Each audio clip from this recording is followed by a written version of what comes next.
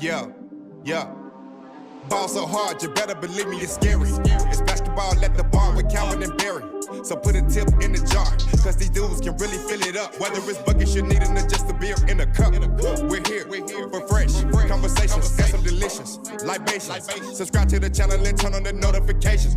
My boys got you covered like you being guarded by payers. From the glove to the claw and everyone else in between. Calvin and Barry got everything that you need. So sit back, relax, because we're starting the show. It's basketball at the bar. Grab your drinks and let's go. Yeah. Grab a drink and let's go. Subscribe to the channel and turn on the notification. Calvin and Barry. Subscribe to the channel and turn on the notification. Let's get it.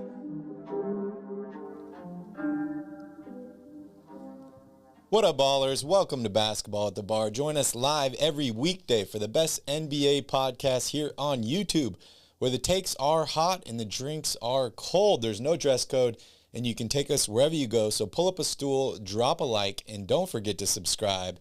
This is Basketball at the Bar. Grab your drinks, and let's go. What's up, Mike? It's good to see you here in the chat. You're here early today. I love to see it. Calvin, happy Tuesday. Taco Tuesday. It is Taco Tuesday, LeBron's favorite day of the week. I wish we had that button, Taco Tuesday. Put that on the list. We need to add it on. Shout out to everybody that's watching. Thank you guys for joining us on this beautiful Tuesday. No basketball today. However, there is some hockey on today. My second favorite sport. I'm being facetious, really? Obviously. Oh, man. And we have another NBA Finals game tomorrow. We got a busy show for you guys today, so make sure you stay tuned to the end. We're going to briefly talk about the NBA Finals, give a little bit of an update on tomorrow's game and what we think is going to happen, and then we'll do a deep dive into that tomorrow on that show. We're going to talk about Shareef O'Neal and his eligibility for this year's NBA draft. The Bulls are rumored in Rudy Gobert and potentially bringing him to the franchise. Calvin's got his Bulls shirt on today, so he's excited to talk about what Gobert can bring to the Chicago Bulls. And then we're going to go back on our rebuild schedule, where we're talking about the Rockets today, the Thunder, the Blazers, and the Sacramento Kings. We're going to go over offseason needs for those teams and what we would do if we were in charge to put them in a position to either make the playoffs next season or have something to at least build off of. So make sure you guys stay tuned for all of that, and then we'll end the show, as always, with Q&A. All right, Calvin, you ready to dive in here? Yeah, let's go for it. All right, let's talk about the finals. What's up, Steven? Good to see you here. As Steven says, the series is officially tied 1-1 right now and heading back to Boston. It feels like it's been tied 1-1 forever now. It's only been a few days, but I've gotten a little spoiled here having basketball on every single day or multiple games a day. So it's a little bit drawn out here, but the series is tied 1-1. ESPN is giving actually Golden State a 19.5% chance of winning this game. I don't really pay much attention to those percentages. They seem to be highly skewed sometimes. They are quite weird. Apparently Boston is favored by 3.5 in this game. The over-under is 212.5. Iguodala is listed as day-to-day. So is Porter and Payton. And Robert Williams is also. Calvin, any thoughts, updates on Wednesday's game? I don't think there's really much in terms of updates. You know, both teams are back in Boston.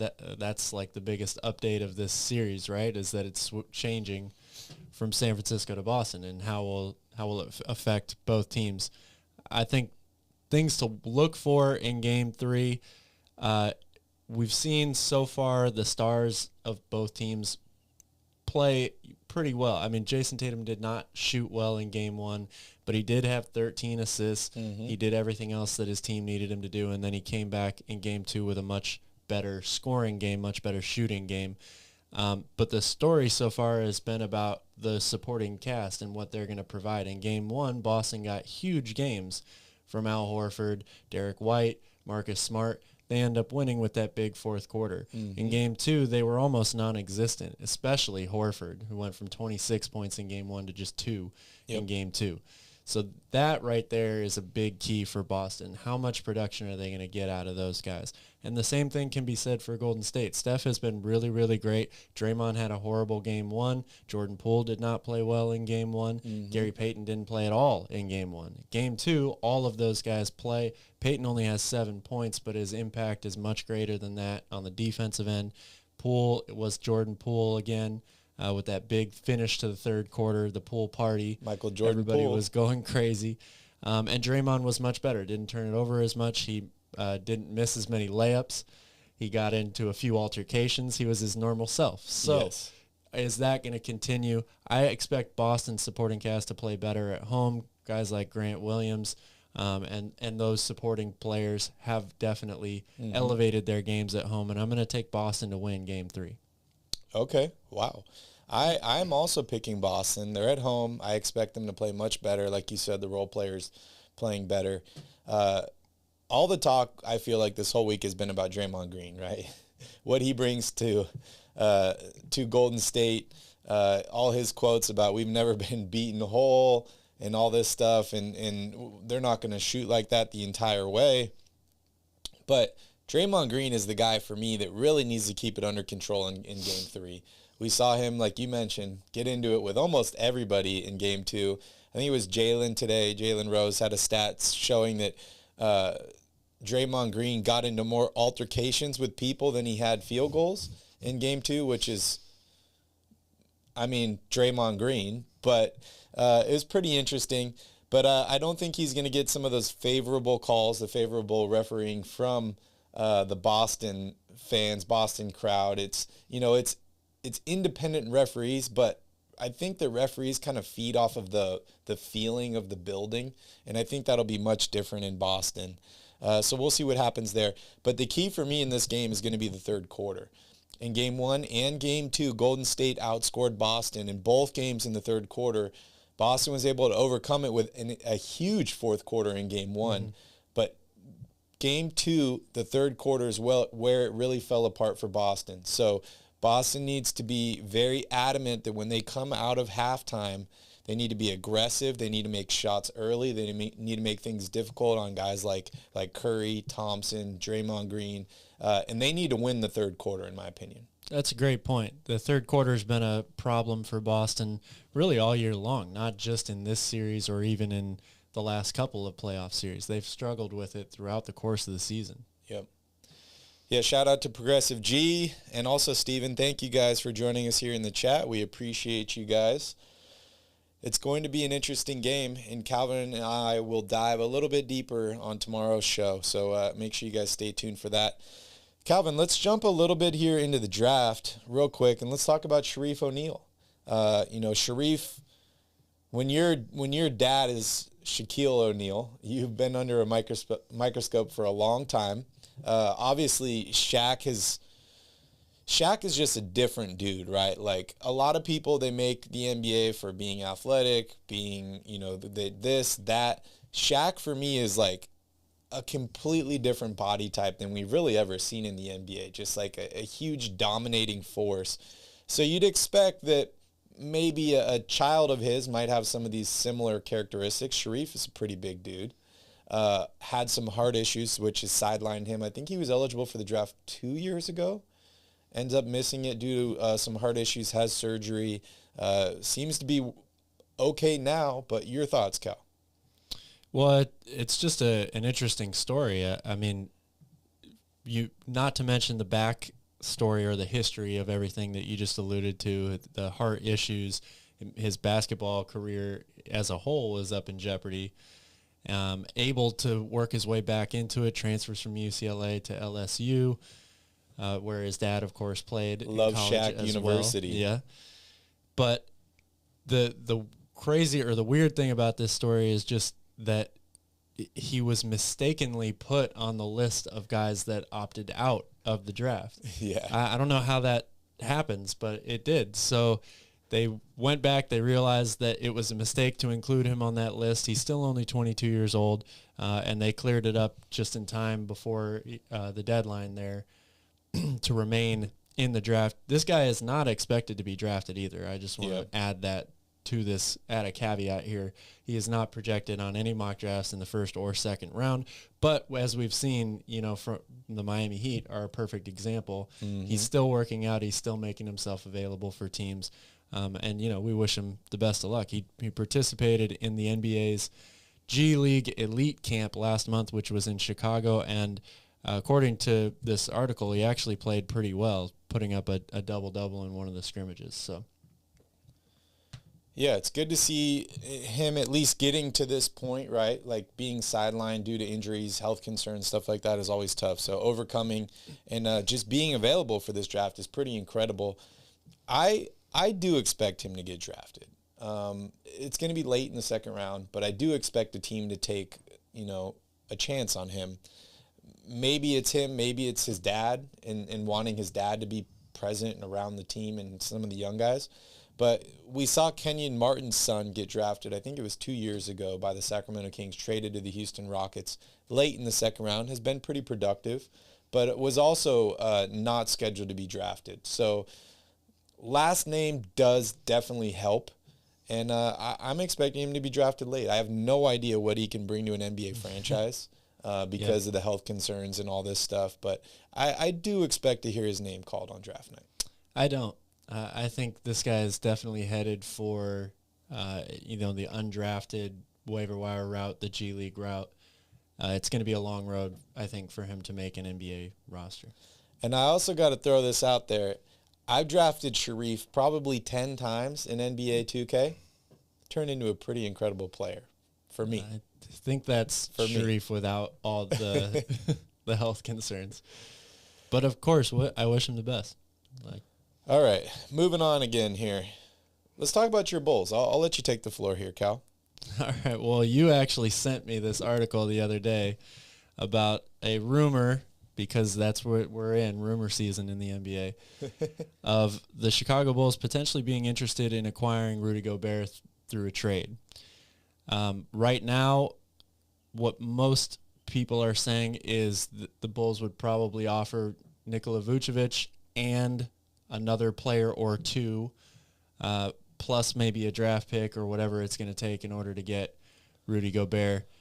The initial thought is, well, actually, I'm not so sure. Okay. So I realized that on this very show, I trashed the idea of Toronto trading for Rudy Gobert not too long ago.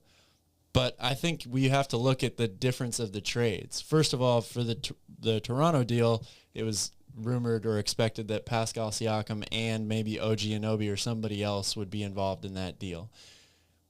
You're giving up so much, in my opinion, from Toronto's side to get a guy in Gobert who will help you, but will help you in a very limited way for the amount of money that he makes. The Bulls are in a much better position than that if they don't have to give up their best players. Yeah. That's the difference here. The trade right now, according to this article, is Vucevic and perhaps Patrick Williams, which might make or break the deal, whether the Bulls are willing to give him up or not. But there's another deal that they listed in this article, potentially Vucevic, Javonte Green, and Kobe White. If the Bulls can make that deal for Rudy Gobert, I'm absolutely doing it. Okay. That still keeps Patrick Williams on this team. That still keeps DeMar DeRozan, Lonzo Ball, Caruso, and you can still possibly re-sign Zach LaVine. That team together looks great to me on paper because one of the biggest problems the Bulls had was inside help, rim protection, rebounding, all that stuff. They were forced to play small lineups a lot. Vucevic is not a interior force or a rim protector by any means. So I actually like that deal if that's doable. I would be hesitant to give up Patrick Williams as well. I think that he's going to take another big step next year, has a lot of potential, and is a two-way player as well. So it's very interesting, but if I can somehow get Vucevic, Javonte Green, and Kobe White for Rudy Gobert, I'm doing it if I'm the Bulls. Interesting. Okay. I mean, from your response to me, you said, shit. When I sent you the article, I figured you were not on board here. I thought this was going to be like a sign and trade with Zach LaVine, or they were going to give up basically the entire roster in order to get him. But after I read that, and I'm thinking, there's no way the Jazz would really do that deal, right? Yeah. But if they will, sign me up. The Bulls need that. They need something like that to elevate them higher in the Eastern Conference standings. They've got to be a better defensive team. Yeah. They need a few things. They need shooting as well. But one of the things that's clear that didn't separate them from the pack here with the rest of these Eastern Conference teams, especially in the playoffs, was their interior defense. Yeah. I'm rolling with Progressive G here. I think Vucevic is a better player than Gobert. Vucevic is a better player than Gobert. I never said that. But for what this team, for what the Bulls need, Gobert might be a better fit for them than Vucevic. Yeah. Yeah, this is really tough for me because, I do think that Vucevic is a better player than Gobert. I was just looking at last season, and the Bulls were, the best team in the East for a while. And they dealt with a ton of injuries, COVID outbreaks, stuff like that. I want to see this team come back just how they were last season and see if they can do it again because I really liked what I saw to this team. I think that Gobert is overpaid. I think that he could really handicap the Bulls in the long term. But for me, the only thing that really matters is Zach LaVine. Oh, yeah. And I'm going to go to Zach, and I'm going to say, hey, Zach, who would you rather play with, Vucevic or Gobert? If he wants Gobert, I'm making a deal happen. If he wants Vucevic, I'm not touching this deal. But for me, the ultimate thing is Zach LaVine and getting him to stay. So if I'm the Bulls, I'm involving him with every single decision. But I'm surprised you like this deal, Calvin. I'm really surprised. I'm kind of surprised too. But again, it depends on the deal, right? Like those deals that I saw in there, the Patrick Williams one, I'm still not sure about. Just like it's rumored that the Bulls would be hesitant maybe to include him in a deal. They chose not to include him in a deal at the trade deadline of last season that would have gotten them Jeremy Grant. Mm-hmm. So that already tells me how much or what they value of him. Yeah. So I agree with the Bulls from that standpoint. But, Vucevic, Javonte Green, and Kobe White for Rudy Gobert, I think that could actually really benefit this team. Okay. Well, the Gobert saga will continue, so we will see what happens. And the money aspect of it is a very good point, that they're committing a ton of money. Mm-hmm. But I think the Bulls are in this mode right now where they're willing to spend some money. They're in the win now mode, absolutely. Yeah, so they are. And don't worry, guys. I'm sure we're going to be talking about Rudy Gobert rumors here for a little while. So maybe we'll even talk about every single team in Rudy Gobert's fit. Not that I want to do that, but Rudy Gobert seems to be the new Ben Simmons on this channel. So we will see what happens there. But surprising, old dogs learn new tricks, Calvin. and Calvin's open to Rudy Gobert playing with the Bulls. I like it. Learn something new every single day. All right, let's jump here into off-season needs. We're going to be breaking down the off-season needs for 4 different teams today. All of them are on the bottom of the Western Conference. We're going to start out with the Houston Rockets, then we're going to go into the Oklahoma City Thunder, the Portland Trailblazers, and then my favorite, the Sacramento Kings. I'm rocking the Kings shirt today, Williams and Weber. Let's jump right in here, Calvin. So first off, let's talk about the Houston Rockets. The absolute worst team in the Western Conference. 20 wins, 62 losses last year. And that's okay. They have the 3rd pick in this year's NBA draft. Just to real quick give some context as far as the starters go. Currently, Kevin Porter Jr., Jalen Green, Eric Gordon, Deshaun Tate, and Christian Wood are projected as the Houston Rockets starters.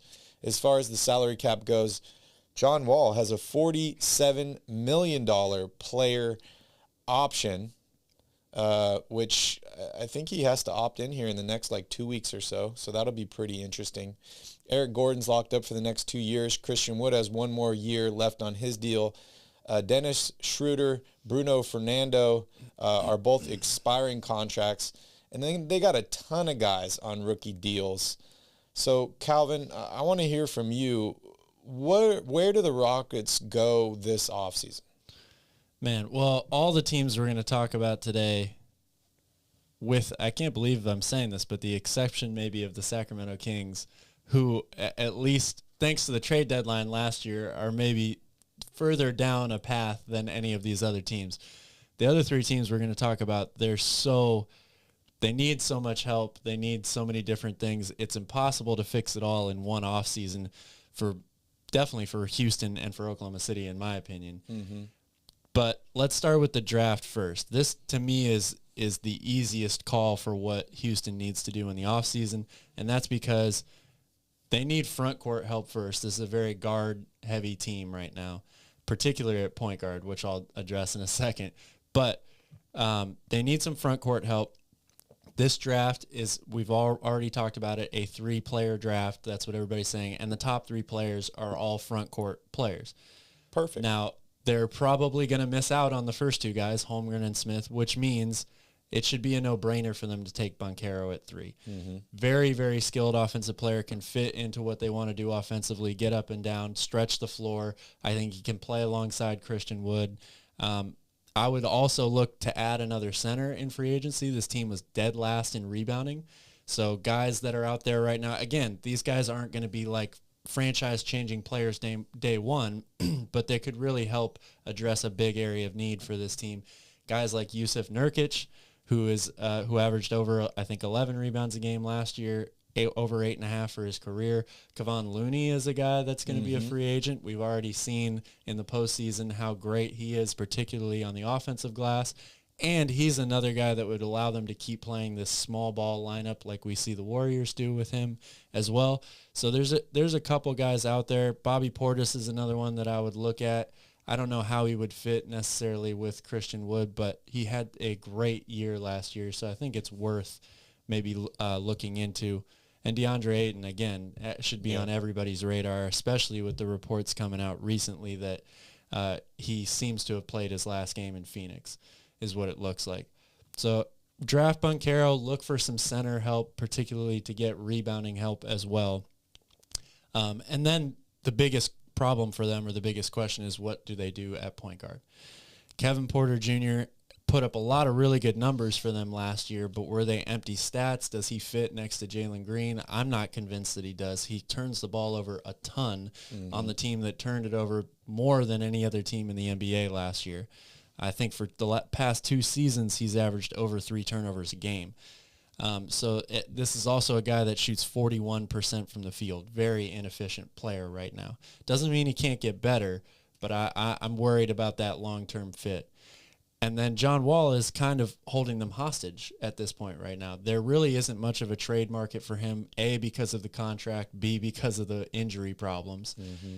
Russell Westbrook was probably the most talked about trade. I don't see that happening anymore.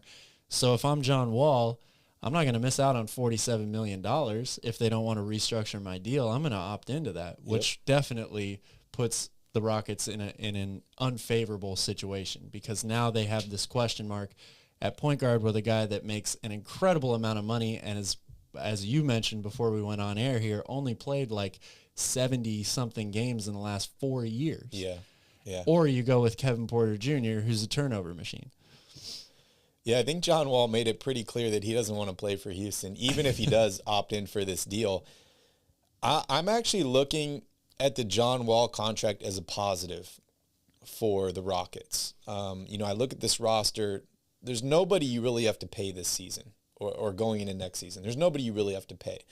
And I don't think you're going to be competing for a title next year at all. So John Wall is not a bad thing. He's basically a $50 million expiring contract for them after next season, which I think is great, because that could position them to where they need to repay Christian Wood if they decide to keep him. They need to pay Kevin Porter Jr. if they decide to keep him. And Jayshawn Tate as well is also going to be a free agent in 2022, 2024. I think they have some good building blocks as far as Christian Wood. I like Jalen Green, and I actually do like Kevin Porter Jr. The mental thing is a whole different situation and what happened with him in Cleveland and all that stuff, but I think the dude's an absolute baller on the court, and I love to just see these young guys just kind of develop together and see what I actually can get out of them. I think you hit it right on the head there with the draft. Having the 3rd pick is key for them, because no matter what, they're going to get a good piece here, whether it's Banchero, whether it's Smith, whether it's Holmgren, like they're going to get a great guy. And all these are positions and needs for them. So I think that's a win-win for them. You mentioned the center position, which, if they draft one of these guys, maybe they'll be solidified between whoever that is and Christian Wood. Maybe they go in a different direction. This, for me, is actually a sleeper team for Rudy Gobert. I could potentially see a situation where John Wall is shipped out for Rudy Gobert. I think that could help the Jazz. Maybe they work out a buyout with John Wall. Maybe they facilitate a three-team trade. We've heard the Clippers have been interested in John Wall. So maybe they work out a three-team deal. But I could definitely see Rudy Gobert playing on this team next year. And if you were to tell me that they have Kevin Porter Jr., Jalen Green, Christian Wood, Rudy Gobert, and whoever they draft this next year, I think that's a pretty good starting point. Maybe they are not quite a playoff team. Maybe they're fighting for a play-in spot. I'm not quite sure. But I think that's a great start. This team has a lot of young guys on it. They need to get rid of Eric Gordon. I think it's time. He's making $19.5 million next year, and then a $20 million partially guaranteed deal the year after that. Other than Wall and Gordon, everybody else is on a great contract on this team. And I think the team is set up very well for future cap flexibility. I'm curious, if you're Houston, how are you going to acquire Gobert? Who are you going to offer in that deal? John Wall. You think Utah's doing that deal? I think it could potentially be a three-team deal between the Clippers, the Jazz, and the Rockets. The Clippers? Yeah, they've been interested in John Wall. Wall is going to the Clippers. They've been interested in Wall this offseason. And, even if it's just a straight Wall for Gobert trade, if Utah is blowing it up, Wall's an expiring contract after next season. So they basically got rid of Gobert's deal and let him off the books and have future cap flexibility, as opposed to paying that guy $50 million for, I think, the next 3 years he's under contract. Mm-hmm. Maybe they can squeeze a draft pick out of Houston. If I'm Houston, I'm not giving up the third pick in Wall for Gobert. But I think Houston is a sleeper for Gobert. Yeah, I could see that. I wouldn't want. I don't know. I don't know how much the deal really helps either team. I get what you're saying about Utah getting some money off their books for 2 years from now because they'll lose Gobert and Wall's contract would be expiring. But it really a year from now, because they're not making the playoffs. Well, yeah, okay, or the finals. Utah is tough to read though, right? Because they're suddenly in this moment of, do we blow it up and go full rebuild, or are we still trying to compete? I don't know how much doing that deal helps them compete right now, so it would be interesting to see. And Alfred Sagan is another nice young piece that this team has.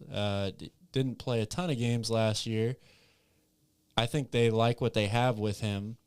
But again, he's not a bad rebounder, but not an athletic center by any means. A little bit smaller for what the traditional NBA center in today's league looks like. So I still think they need to add some guys that are going to help rebounding. Yeah, I agree. And I think we both agree that this team is not competing next year. So they have maybe 2-3 year window to kind of figure out this rebuild. I don't think it would be a bad thing for them to bring in some veterans that get slotted in the starting lineup and mean that some of these younger guys are still coming off the bench. Jayshawn Tate would be one of those guys who at one point last year was averaging like 22 a game off the bench for this team. Alfred Sagan would be another one. Maybe a wing. Even Banchero. I don't think there is a likely scenario maybe that he wouldn't end up starting, but I don't necessarily think it's the worst case scenario if they do have that guy coming off the bench for them, at least to begin the year. I read an article this morning saying Banchero was the next Kevin Durant. That could be pretty high-powered offense on this team, having Kevin Porter Jr., Jalen Green, Christian Wood, and Banchero all on the same squad. Yeah. That could be a lot of fun to watch. Any last comments on the Rockets before we move on? My hopes are high for this team. I think that they're doing it the right way. I think they have a bright future. It just might take a couple years. Yeah, they've got a lot of really, really good young individual talented players on this team. The question is how does it extrapolate out in a few years from the team fit standpoint? Jalen Green had a phenomenal rookie season, but people seem to either be really high on him or really low on him in terms of his ultimate ceiling and ultimate potential in the league. A lot of people think maybe he's just a scorer and nothing else, or is going to put up really big numbers on a bad team, stuff like that. That's not my opinion necessarily. I think he's incredibly talented, but it does make a huge difference how you build the team around him. Yeah. I expect Jalen Green to take the Anthony Edwards leap next season. Oh, wow. And average over 20 points a game and be a very efficient player, but still young, still learning, still making mistakes, all that stuff. Progressive G's talking about Sagan again. Will be a stud in a few years if gets consistent minutes.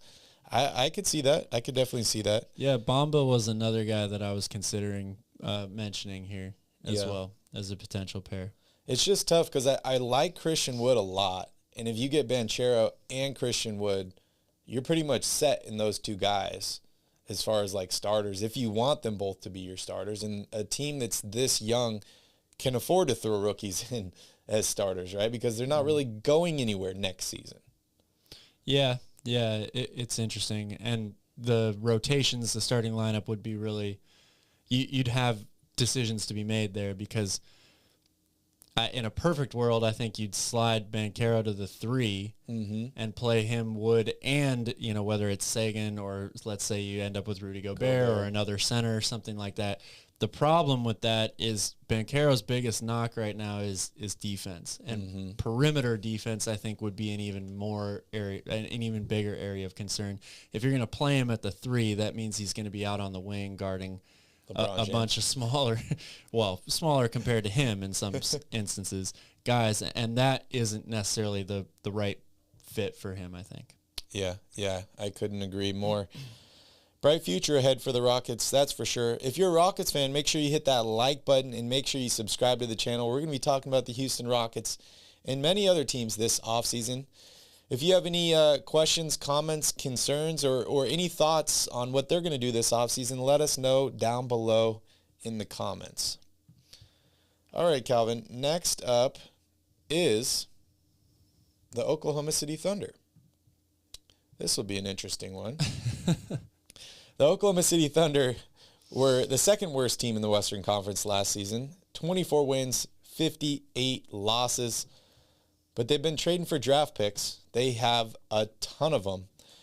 According to ESPN, the starting lineup or the depth chart currently is SGA as the starting point guard, Josh Giddey as shooting guard, Lou Dort at the small forward, Darius Bazley at the power forward, and Isaiah Roby at the center.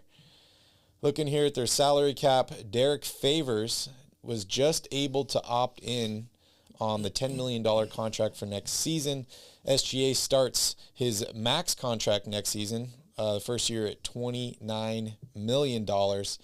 And then you have literally a ton of guys here on rookie contracts. Josh Giddey, I'm going to butcher this name, so I'm going to skip it. The 20-year-old Alex, I don't know. Trey Mann. Pukashevsky, I think. Darius Bazley, Ty Jerome, Jeremiah Robinson Earl, Theo Maledon, Lou Dort, Isaiah Roby, a ton of guys here. Aaron Wiggins. And then you have a couple older guys like Mike Muscala. There's a team option for $3.5 million for next season. I think the team will probably pass on that. And then Kenrick Williams partially guaranteed $2 million for next season. Calvin, if you're the GM of the Oklahoma City Thunder, biggest needs this offseason. Also, I forgot to mention they have the number 2 overall pick in this year's draft. They do have the number 2 pick, just like all their 500 million other draft picks, first-round picks, over the next few years. This team, well, in terms of what they need pretty much everything except for whatever position Gilgeous-Alexander is going to play. They're definitely another team that needs front court help big time. But the problem with trying to predict what OKC is going to do is guessing what they're going to do with all the draft picks. I mean, the most common thought right now, right? Or common sense thought is you're stacking all those draft picks to make a huge move, whether it's trade up into the draft and get 2 or 3 top or lottery picks, something like that, or use all those picks to get a premier player in the league right now. The other part of that question is, when do you make that move? This draft, they already have the number 2 pick, and it's a top heavy draft. There isn't, predicted to be a ton of value, in the mid to late first round picks. So there's a rumor out there, we're skipping ahead here a little bit to the Kings, but there's a rumor out there that the Kings have already made a deal to move into the number 2 pick. If I was Oklahoma City, I would not move back to 4. And here's why. They have the opportunity. It seems to be becoming more and more apparent that Jabari Smith is the likely number 1 pick. That means Chet Holmgren is going to fall to you at 2. This is a guy that many people think will be the best player in this draft. And he helps them with a lot of areas of need. They're shores up their front court, great rim protector, a guy that they can use in space.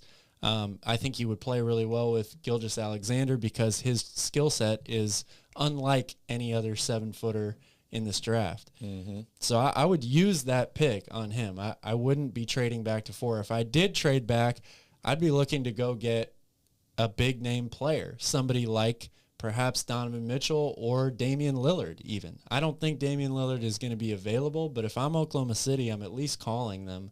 Does he fit? Again, with Gilgeous-Alexander, yeah. Absolutely. Okay. Oh, yeah, for sure. Because Gilgeous-Alexander, I think, can play both on ball and off ball. So I would be – there aren't that many of those types of players that are rumored to be available anyway. So that would be my first thought here is, how can I use this number 2 pick to my best advantage? And for me, moving down to 4 is not one of those things. I would much rather go out and try to get, because if you're looking at who the Kings are going to give up for that number 2 pick, it's probably people like Rashawn Holmes and Harrison Barnes first and foremost. Or a future pick. Or a future pick. But again, Oklahoma City's already got a ton of future picks. So why does the Kings' future pick this year make that much of a difference for them? In my opinion, it doesn't.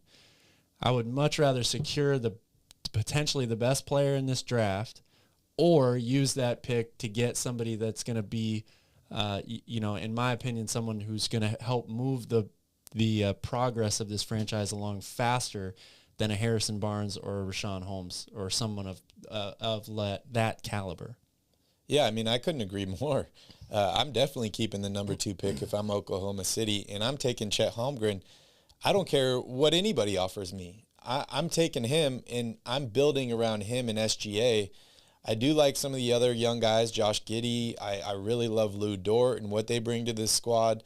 But this, to me, is the ultimate NBA 2K rebuild, right? Like, you trade Paul George for $1 million draft picks. You basically cut all your salary, and you have all rookies on this team. You're set to lose, so you get more high draft picks. And I'm just being patient, and I'm sticking with the plan if I'm this team. SGA what is the plan, though? I mean, SGA is only 23 years old. Yeah. Yes, he's just going into the first year of a max deal, but he's played extremely well. I'm just going to continue to bring young players to this squad, see which ones stand out, and build around them. After the draft's over, and I take Chet Holmgren, if he falls to 2, I'm calling the Wizards. I'm asking about Bradley Beal. I'm mixed on bringing Damian Lillard to this squad, but I figure I might as well call Portland and ask them. I'm going to call Utah, and I'm going to ask about Donovan Mitchell. And I'm not willing to give up SGA or my number 2 pick for any of those guys. I have all these future picks. I have a ton of young players. I have cap flexibility and space. If you want to get rid of your superstar, send them to me. I'll take extra salary if I need to. But I'm building that way. And if everybody says no, that's fine. I'm sticking with the plan here. I'm building around SGA, Chet Holmgren. I have a ton more draft picks. More superstars will become available next season at the trade deadline, whatever. But if I miss out on one of those guys this offseason, I'm calling Houston, and I'm asking about John Wall. I'm calling Utah, and I'm asking about Rudy Gobert. And any of these other teams, I'm calling the Lakers, and I'm saying, you guys need help getting rid of a bad contract? I'm your guy. Send me a first-round pick or two. So you agree with Progressive G here? Bring Westbrook back? I mean, I'm willing to. But Key Kings has a good point. You know, at some point you have to cash in his picks. And I agree with that. But you don't want to rush into anything. You want people to come to you and be like, I like what you got. We're trying to get rid of this guy because he's not happy or doesn't want to be here. Mm-hmm. You want to have the leverage. And I think Oklahoma City has done a great job putting themselves in this position. I think they have a patient fan base. And I really think that they have a second chance at building something that they effed up with KD, Westbrook, Harden, and Ibaka. Yeah. And I would say DeAndre Ayton is definitely, in the cards here for me as well. Again, I need front court players.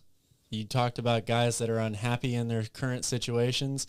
Oklahoma City can afford to pay DeAndre Ayton. Yep. It seems like a good match, him and SGA. So I would definitely be interested on or all in on him as well. Yeah, I'm definitely open to that. This team has so many possibilities, but it's just funny. I keep saying it, but I look at this roster and I just think NBA 2K all over again. Oh, yeah, because totally. This is what we've done. Continuously. Sam Presti is playing 2K right now. And they have a lot of young players. Like, it's crazy looking at this roster. If they move on from Derek Favors, if they move on from Mike Muscala and Kenrick Williams, who's partially guaranteed, then that means the oldest player under contract next season is 24 years old, and that's Ty Jerome. And he's the only 24-year-old. Oh, other than Isaiah Roby. There's only two 24-year-olds on this team. Then you have 23-year-olds, 21, 20, 19-year-olds. The sky's the limit for this team. Everyone just needs to be patient, and it's going to take time. This is what Philadelphia wanted to do, in my opinion, but failed. Any last comments here on the Oklahoma City Thunder before we move on? Just a hard team to go about what it is you do first here, because there's, like you said, there's so many different things they can do. There's so many different things that they need. And they're in a very interesting spot with not only having all the draft picks they have, but having as high as the number 2 pick in this year's draft. It really is. There's one of a million ways that they could go about it. And I think they'd be absolutely crazy to move down in this year's draft.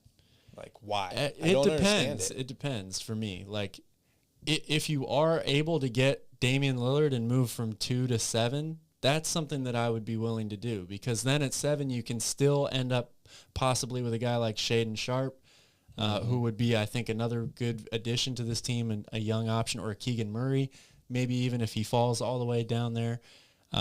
And you're still getting back Damian Lillard in return. Is Portland as opposed really to moving down to 4? No, I agree. Like, I don't think that that's a likely deal, but yeah. I'm just talking in, generalities here. If I did move down, I think there's still places that would make sense for them. But 4 to the Kings from Oklahoma City's standpoint doesn't make as much sense to me. Yeah, and for me, like I said, I'm keeping the number 2 pick. I don't care what people want. If I have so many draft picks, if I'm Oklahoma City, if I'm on the phone with Washington and they're like, we want to trade Bradley Beal to you, we want the number 2 overall pick, I'm just going to say, no, sorry, number 2 is not on the board, but I can give you 3 future first-round picks. I think that outweighs it. And, yeah, there comes a point where you have to cash in some of those picks. Yeah. A number 2 overall pick in like 3 weeks from now or 2 weeks from now is much more valuable to this team than getting more future picks. Yeah. So we'll see what happens. If you are an Oklahoma City Thunder fan, please hit that like button down below. Please consider subscribing to the channel. Calvin and I will be discussing the Oklahoma City Thunder and many other teams this offseason here on Basketball at the Bar, so make sure you stay tuned for that. If you have any questions, comments, concerns, or any ideas or what you think the Thunder should be doing this offseason, let us know down below in the comments. We greatly appreciate it. Okay, Calvin, next up, you mentioned the name Damian Lillard. So let's dive in here. let's talk about the Portland Trailblazers. The third worst record in the Western Conference last season, 27 wins, 55 losses. The team completely blew it apart there at the trade deadline, getting rid of C.J. McCollum, trading guys to the Clippers for basically nothing. One of my favorite players in Robert Covington was a casualty for them. According to ESPN, their starting depth chart right now is Lillard, Simons, Hart, Winslow, and Nurkic. That's obviously going to change with a bunch of these guys coming off the books. But I'm just going to break down the salary cap implications real quick, and then we'll talk about what we can do this offseason to help improve this roster. Damian Lillard, first off, the most important player on this squad, has got 3 more years left on his max deal, so no worries there. Eric Bledsoe is a partially guaranteed $19 million. You have expiring contracts in Joe Ingles, Yusuf Nurkic, Ben McLemore, and a couple other guys, including free agent Yusuf Nurkic. Josh Hart is under contract for 2 more seasons. One of those is an option, and both of those are partially guaranteed. Justice Winslow's got 1 more year, and then there's a bunch of rookie guys on this roster. So, Calvin, I want to hear from you. If you're the GM, the new GM of the Portland Trail Blazers, and you potentially have a new owner here coming in pretty soon as well, what's your number one priority this offseason? Well, I look at the Portland Trail Blazers a lot differently than I think everybody else does. I see the writing on the wall for this team. I don't know how much better they're going to get with Damian Lillard unless they're able to pull off some sort of miraculous deal and sign Zach LaVine and stuff like that in the offseason. They still, have a slim chance, I think, for doing some of that stuff. But Damian Lillard, he is going to be 32 this year. I'm sure he still has a bunch of, at least 3 or 4 more really productive seasons in him. But I'm looking at where they're at right now, basically scrapping their entire roster except for him. And I'm thinking, how quickly can we get back to the point where we're even close to sniffing a Western Conference final before Damian Lillard's 36 or 37 years old? Mm-hmm. I don't know how likely that is. So if I was the GM, I'd trade Damian Lillard. I really would. Okay. I would be looking square at a team like Oklahoma City, who could potentially give me the 2nd overall pick or 3 future first-round picks. I'm just exploring all my options. Now, I don't think that's going to happen. I don't believe Portland will want to ultimately trade Lillard. So the flip side of that is, how do you get this team back to being a contender quickly? And again, this is another name that has just continued to come up, but I'm looking at DeAndre Ayton. Yeah. They are going to lose Nurkic most likely. They could upgrade that position. I think he would fit well with Damian Lillard. They could pay him what he wants to be paid.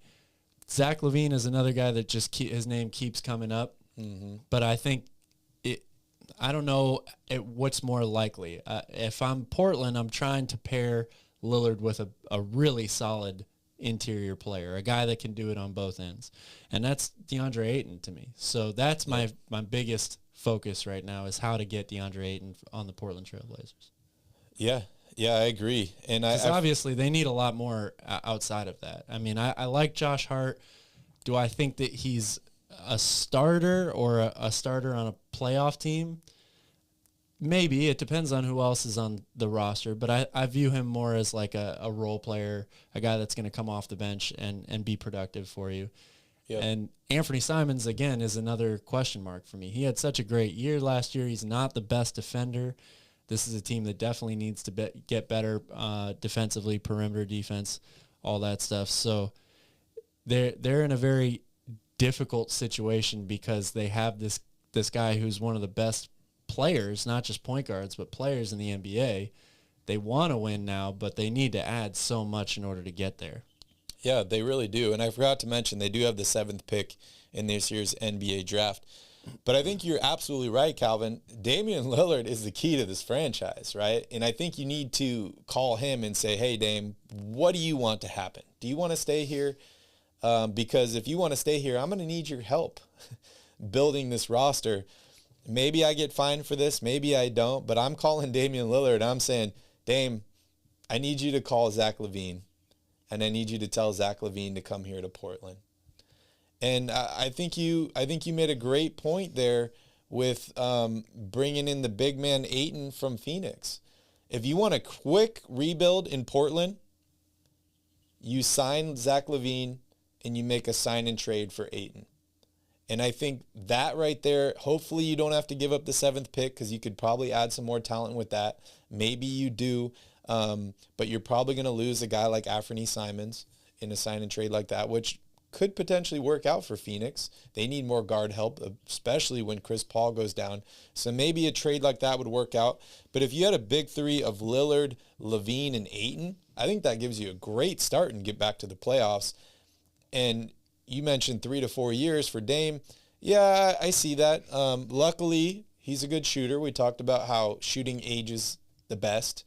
And I could see him being productive until maybe 35, 36 years old, so right around that 4 or 5 year window. But if you can't do something like that and bring in 2 more guys to help create a big three, then I think you're right. You do have to move Lillard and start over.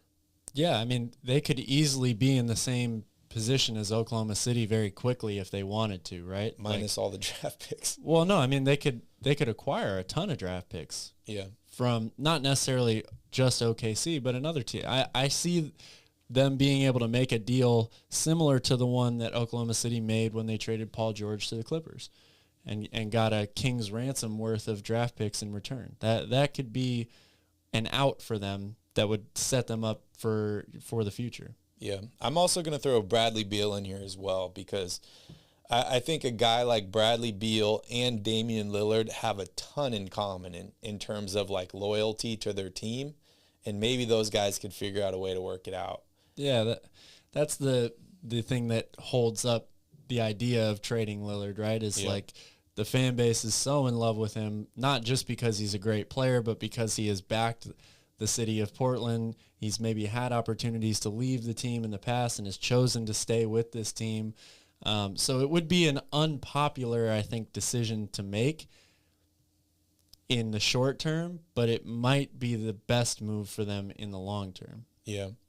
Yeah, this team's really tricky. You know, it's teetering on that, like, if they have a great offseason and they're able to pick up another star player or 2 star players, they could be right back into contention next year. And having a guy like Damian Lillard on your team definitely helps that, right? It does. People will want to come play with him. Yeah. Or they just fall off a cliff. Yeah. And they rocket to the bottom.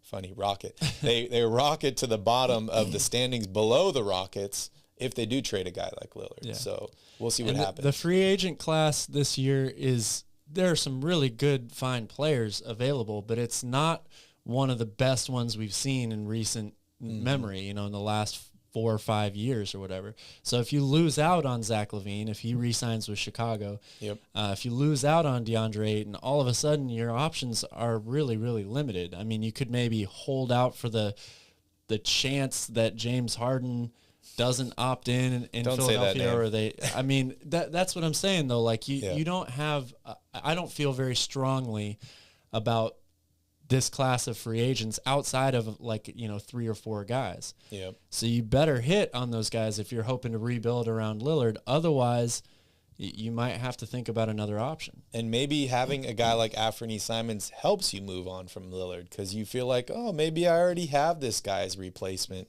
who's 9 years younger, doesn't make a ton of money. And if I trade Lillard, I have all the cap space in the world. Yeah. So, yeah, I'm kind of mixed on that teetering point where it's like you keep Lillard, you could have a great offseason, bring in 2 more guys, make this a very competitive team, or you teeter that other direction where things don't go your way and you're right back at the bottom of the Western Conference standings. I also want to give a shout-out to this Portland team. What was it, 8 consecutive years of making the playoffs? They were the longest team in the NBA, I think, at that time, which is really incredible. So shout-out to Portland. You guys have a really busy offseason and a complicated one as well. Any last thoughts on Portland before we move on here? Rip City. Rip City. If you are a Blazers fan, make sure you hit that like button down below and make sure you subscribe to the channel. Calvin and I will be discussing the Portland Trail Blazers and many other teams this entire offseason. So make sure you guys stay tuned for that. Also, if you have any questions, comments, concerns, or any thoughts on what you think the Blazers should do this offseason, let us know down below in the comments. We would greatly appreciate it. Okay, Calvin. We're ready. We're here. It's time. It's time to go over the Sacramento Kings and what they need to do this offseason to get back to the playoffs. This is a tough one for me because I'm emotionally invested in this squad. But just to start off here, the Kings had the 4th worst record in the Western Conference last season, 30 wins, 52 losses. The ESPN depth chart has Fox at the point guard, Mitchell at the shooting guard, Barnes at the small forward, Trey Lyles starting as power forward, and Domantas Sabonis at the center position.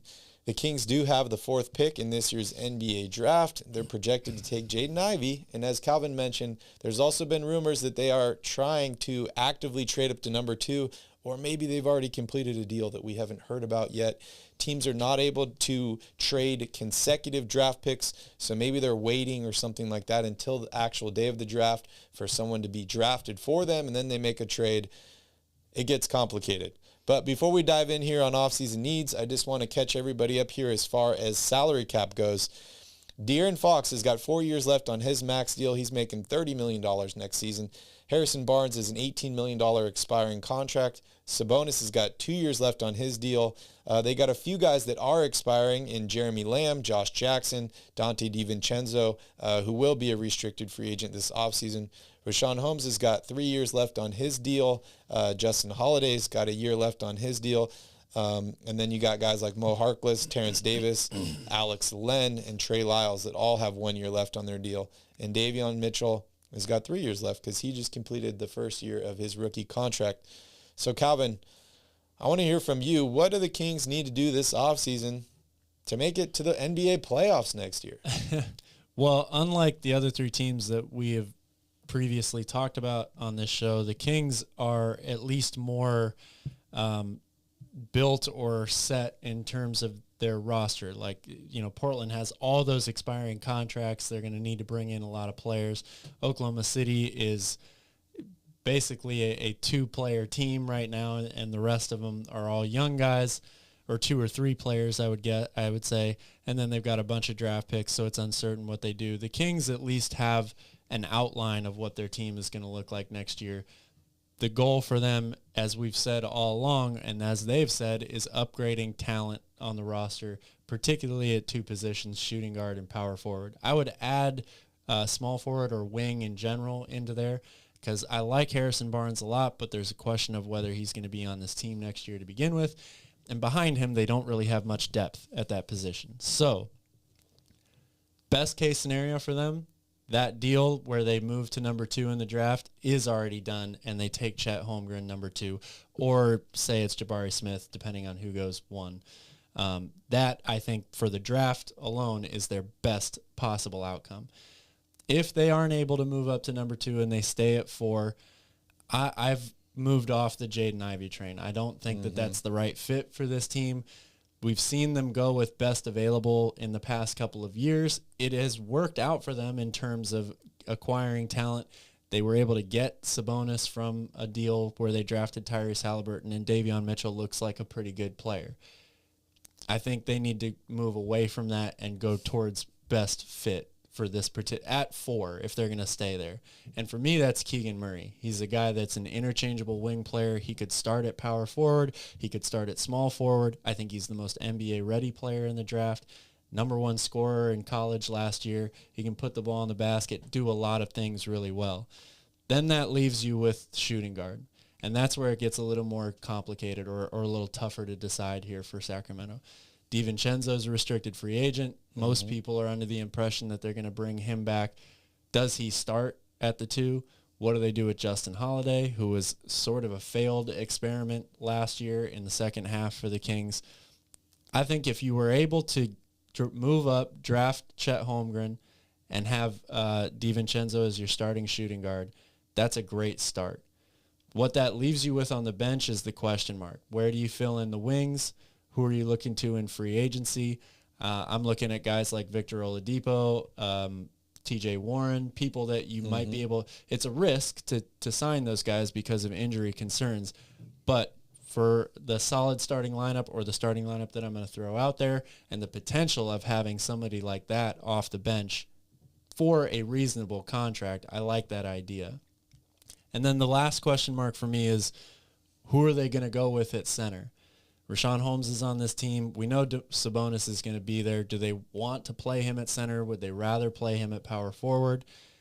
If it was me, I'd be looking to trade Rashawn Holmes, and I would re-sign Damian Jones. That's the guy that I want coming off the bench at center. Yeah, I like that a lot. The biggest question for me is just surrounding this draft, because it is coming up here, and we've heard the rumors the Kings want to trade up to 2, but what is that really going to cost? Is that going to cost a pick next year? Is that going to cost potentially a guy in Davion Mitchell? Which I don't know if I'd be okay with a deal like that. I don't see the Thunder already have a bunch of guards and a bunch of young guards. Davion Mitchell might be better than some of the guards they have, but I think you can make this deal and not have it include Davion. Yeah. I mean, that would be ideal.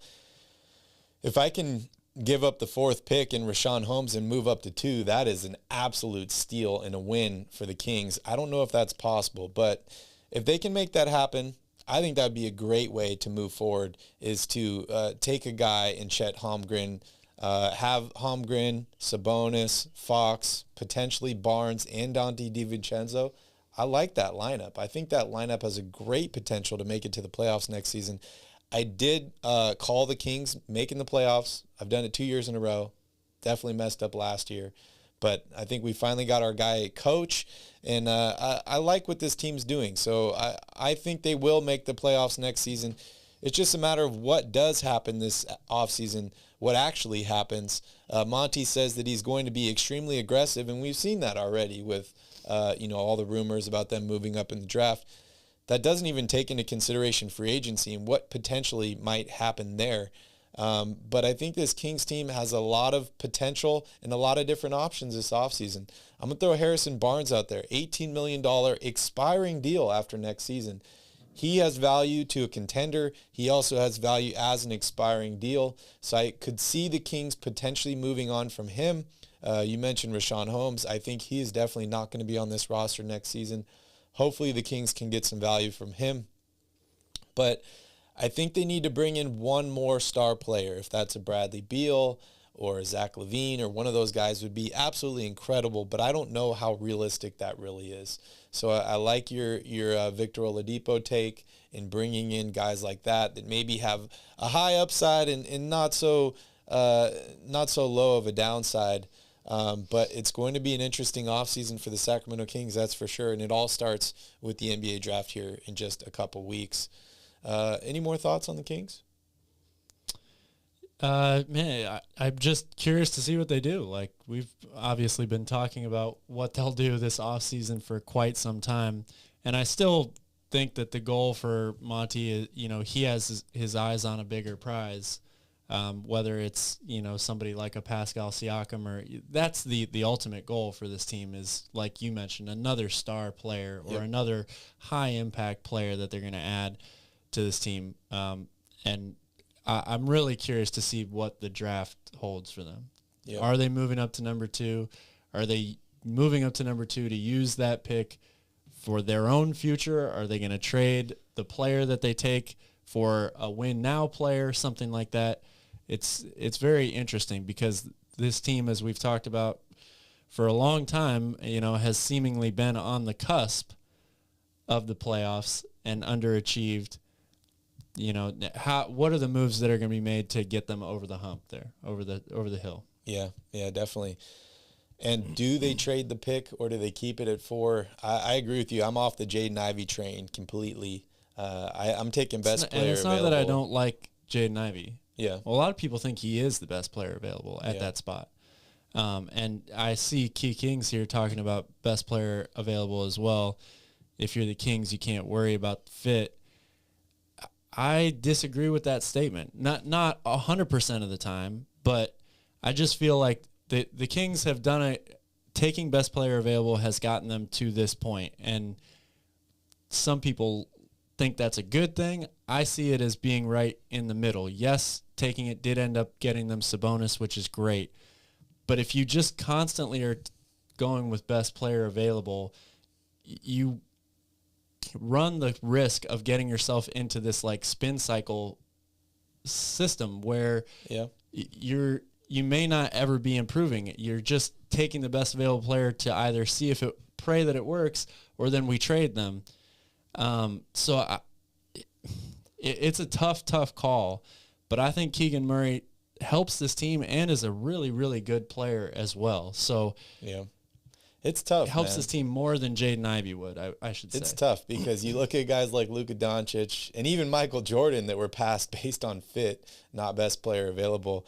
It's definitely that's different tough. though. It's I tough. mean, hindsight is always 20/20, right? But but we're not talking about a Michael Jordan here in this true. draft. So yeah, I just worry if you're going to commit to De'Aaron Fox, I worry about bringing in another backcourt running mate, like a guy that has the ball in his hands a lot.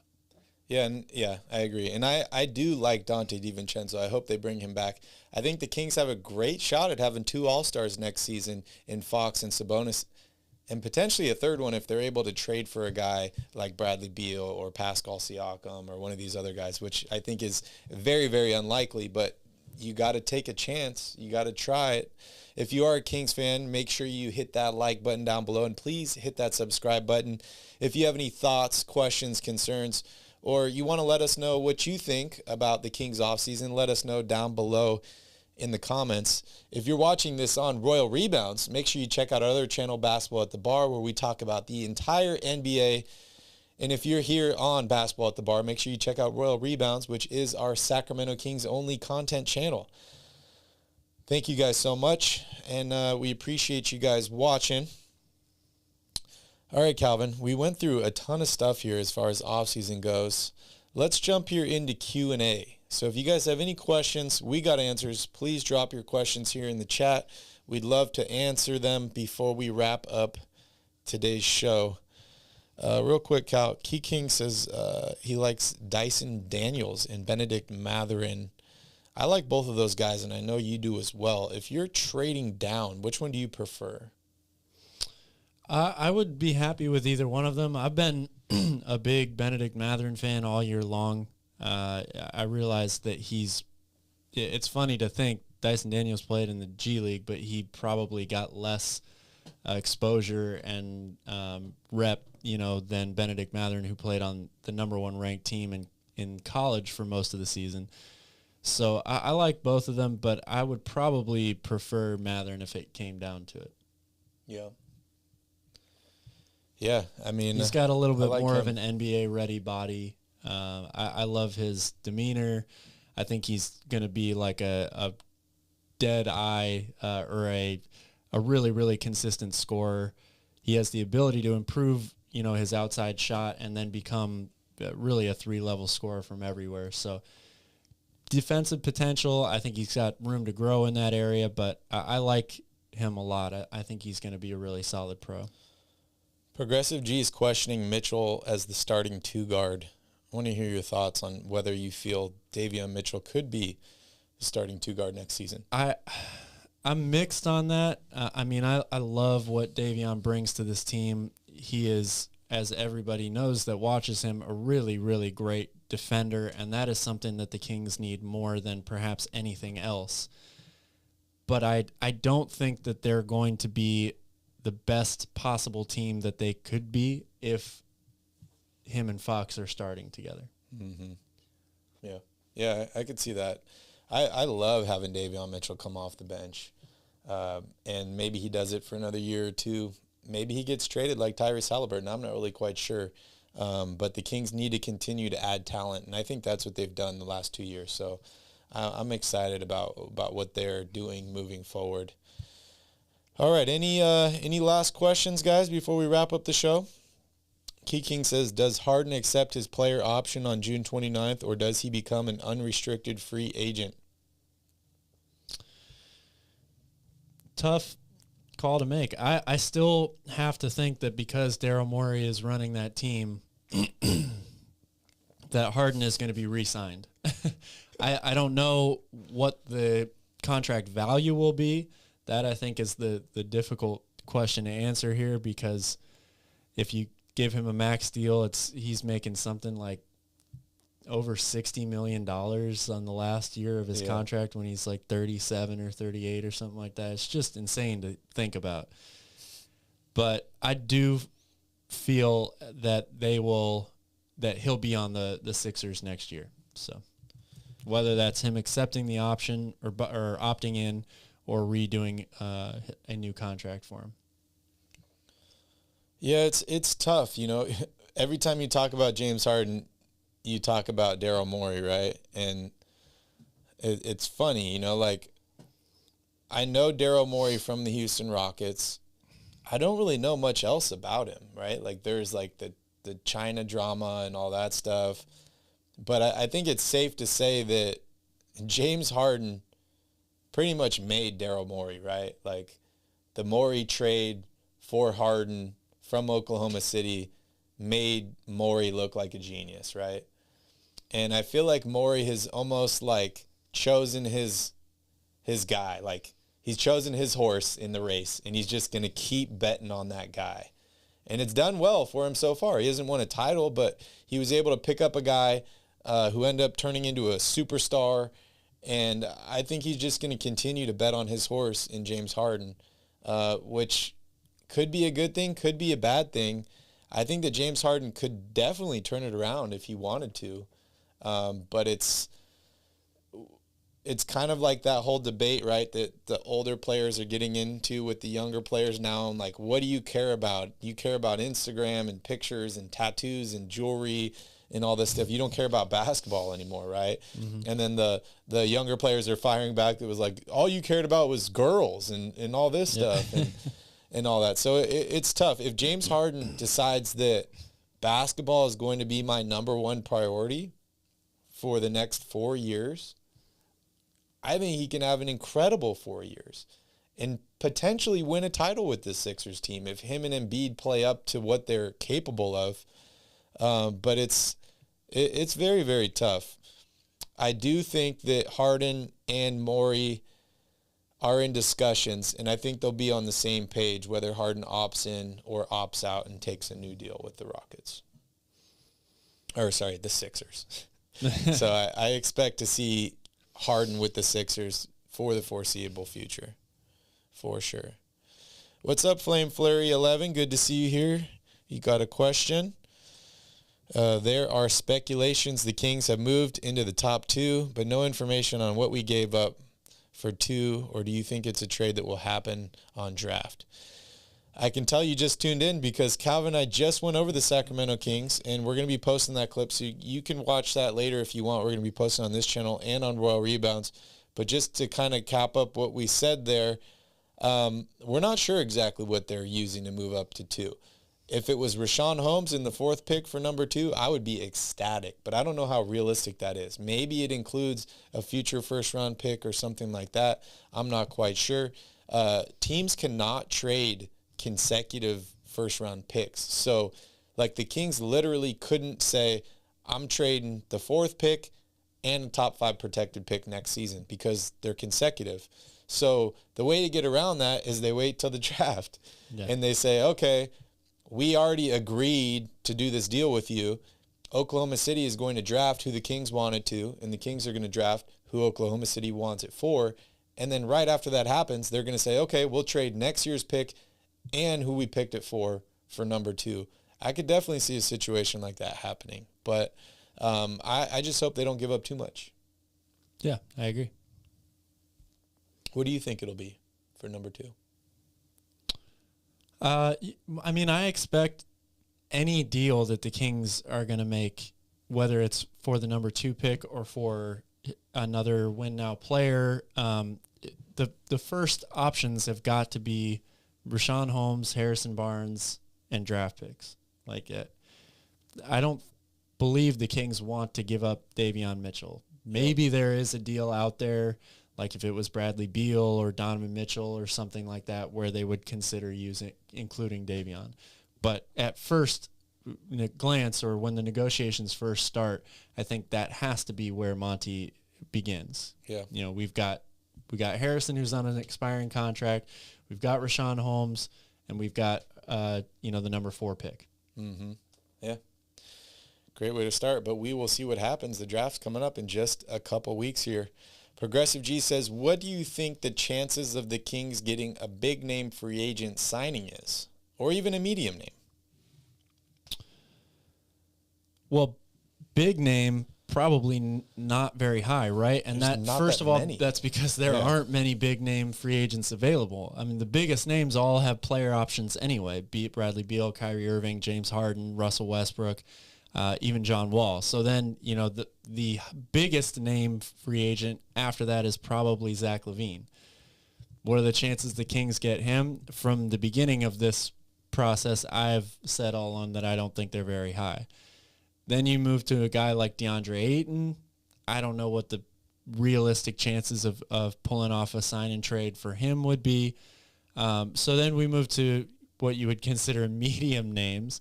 And I think, again, that depends on, who you think is a medium name or what that means. But that's a much more realistic possibility. And Victor Oladipo is the first name, again, that comes to my mind. He's already been linked to Sacramento. There's a potential you could get him on a pretty reasonable deal, which is good for a small market team like the Kings. I think something like that is definitely possible. Yeah, big name I think is very, very, very, very, very, very, very slim. And that's maybe a DeAndre Ayton, which, I mean, that could be a sign and trade, so I don't know if that's officially classified as a free agent signing. But yeah, I agree with Calvin. Maybe a medium name is possible, but I think the Kings are really going to do damage in the draft and in the trade market, would be my guess. Do you think we draft Keegan over Ivy? Well, first it depends on if they're picking at 4, right? If they've already moved to number 2, I don't think they take either of those guys. Yeah. But if they're at 4, again, like I said earlier, if it was me, I would take Keegan Murray over Jaden Ivey. Yeah, just so you guys know, we're going to be going live on Royal Rebounds on Thursday, so we'll be posting that soon, and we'll be talking about all this King stuff then as well. Key King says, SI reported that Fox, Mitchell, and Sabonis are untouchable. I mean, that sounds good. Don't know how, real that is. And, I mean, honestly, a lot of people reported that Tyrese Halliburton was untouchable too. Yeah. And again, not saying that they're going to trade any of these guys, but if they're untouchable, is that really the best thing for your team? Because if Portland calls and they're like, hey, we'll trade you straight up Lillard for Fox, what do you think Sacramento's going to say? Yeah, I don't know. Right? So, I mean, it's always good to have players that, like, you don't want to trade, but I don't know if untouchable is the best word unless you have, like, a Giannis or one of those guys that is, like, not tradable. All right, guys, we're going to go ahead and wrap up the show. Thank you guys so much for watching. We appreciate you all. Make sure you guys hit that like button down below. Make sure you subscribe to the channel. You're all untouchable until you're not, as Progressive G says.